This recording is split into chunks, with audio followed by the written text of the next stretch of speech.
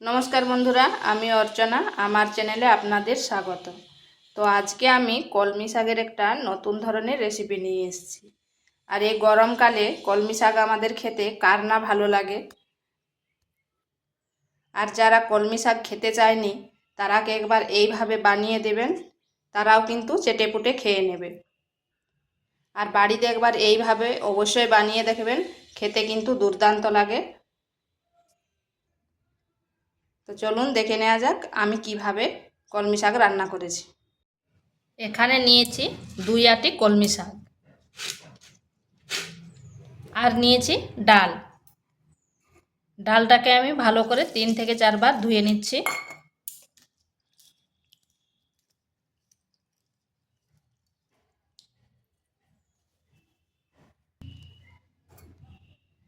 এরপর ডালটায় জল ঢেলে ভিজিয়ে কিছুক্ষণ রেখে দিচ্ছি।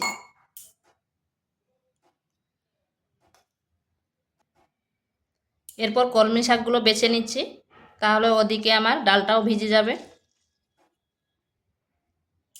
কলমি শাকটাকে বেছে করে ধুয়ে নিয়েছি। কলমি শাকের এভাবে নিয়েছি, ডগার দিকটা নিয়েছি আর গোড়ার দিকটা এভাবে বাদ দিয়ে দিয়েছি। এরপর শাকগুলো আমি কেটে নিচ্ছি। শাকটাকে এইভাবে কেটে নিয়েছি, মানে যতটা পারবেন ছোট করে কেটে নিতে, এইভাবে কুচি কুচি করে কেটে নিয়েছি।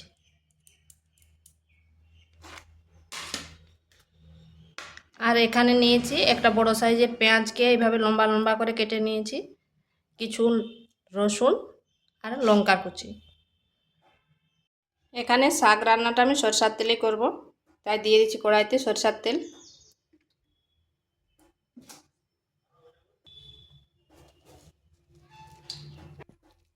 এখানে দিচ্ছি 2টো শুকনো লঙ্কা,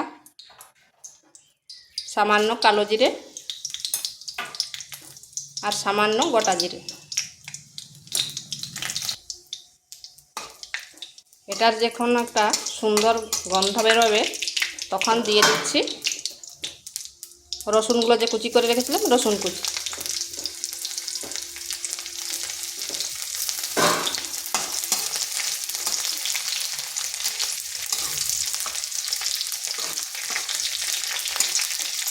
রসুনটা খুব বেশি ভাজবো নি। এরপর দিয়ে দিচ্ছি কাঁচা লঙ্কা আর দিয়ে দিচ্ছি পেঁয়াজ কুচিগুলো।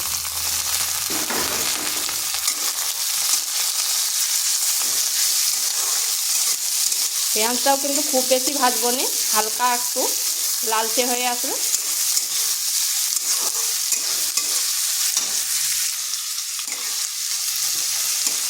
পেঁয়াজটা যখন হালকা লালচে হয়ে আসবে তখন দিয়ে দিচ্ছি ওই ভেজানো ডালগুলো।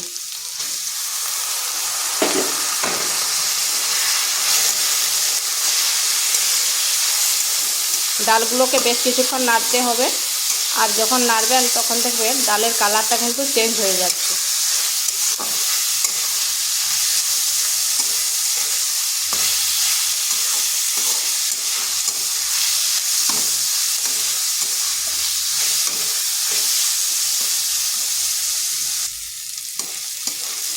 এইভাবে বেশ কিছুক্ষণ ডালটাকে ভেজে নিতে হবে।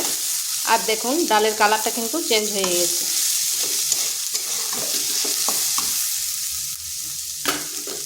এরপর এখানে দিয়ে দিচ্ছি কলমি শাকগুলো।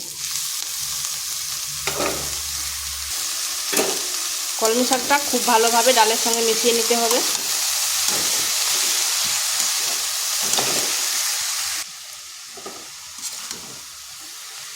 এইভাবে খুব ভালো করে ডালের সঙ্গে মিশিয়ে নিতে হবে। আর দেখুন শাকটা নরম হয়ে এসছে। আর এই রান্নাটা স্লো টু মিডিয়াম আঁচে রান্না করতে হবে। এরপর এখানে দিয়ে দিচ্ছি হলুদ গুঁড়ো আর পরিমাণ মতো লবণ। এরপর ভালোভাবে মিশিয়ে নিচ্ছি। এই শাকের থেকে তো অনেক জল বেরোবে, তাই এখন জল ব্যবহার করছি না।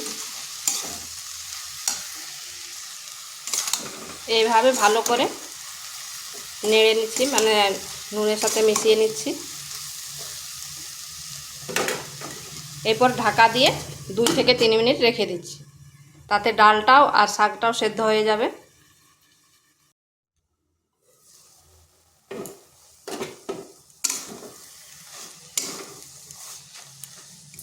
দেখুন এখানে আমি কোনো কিন্তু জল দিইনি, ডালটাও আসল ব্যাপার ভালোভাবে ভিজে গেছিলো, ওই জন্য তাড়াতাড়ি সিদ্ধ হয়ে গেল হয়েছিল।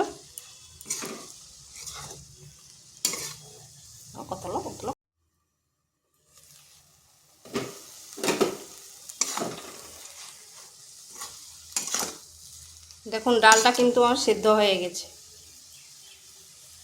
ডালটা সিদ্ধ হবে কিন্তু দানা দানা থাকবে, একবারে গুলে যাবে না। এখানে কিন্তু আমি কোনো রকম জল দিইনি। আসল ব্যাপার ডালটা আমার ভালোভাবে ভিজে গেছিলো, ওই জন্য শাকের জলেই সিদ্ধ হয়ে গেছে।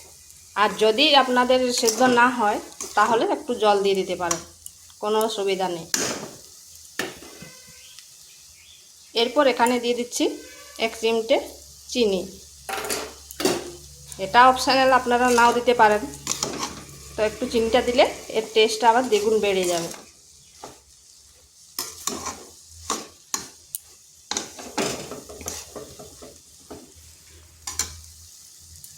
আর দিয়ে দিচ্ছি ভাজা মশলা।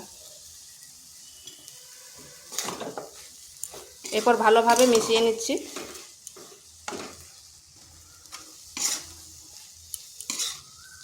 একটু জল জল ভাব মনে হচ্ছে, আর একটু শুকনো শুকনো করব, তাই আর কিছুক্ষণ এইভাবে নেড়ে নিচ্ছি। কিন্তু খেয়াল রাখতে হবে আঁচটা স্লো টু মিডিয়ামে রাখতে হবে, তাহলেই দেখবেন ডালটাও সিদ্ধ হয়ে গেছে। আর বাড়িতে একবার অবশ্যই এইভাবে কলমি শাক রান্না করে দেখবে, খেতে কিন্তু দারুণ লাগে। আর একটা অন্যরকম রেসিপিও হবে।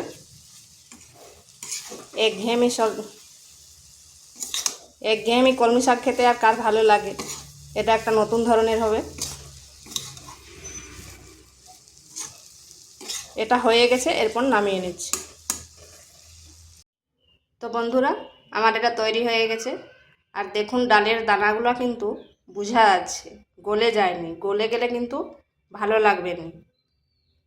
তো বাড়িতে একবার অবশ্যই এইভাবে ট্রাই করে দেখবেন, খেতে কিন্তু দারুণ লাগে। তো ভিডিওটা ভালো লাগলে লাইক শেয়ার কমেন্ট অবশ্যই করবেন, আর নিত্য নতুন রেসিপি পাওয়ার জন্য চ্যানেলটিকে সাবস্ক্রাইব করবেন।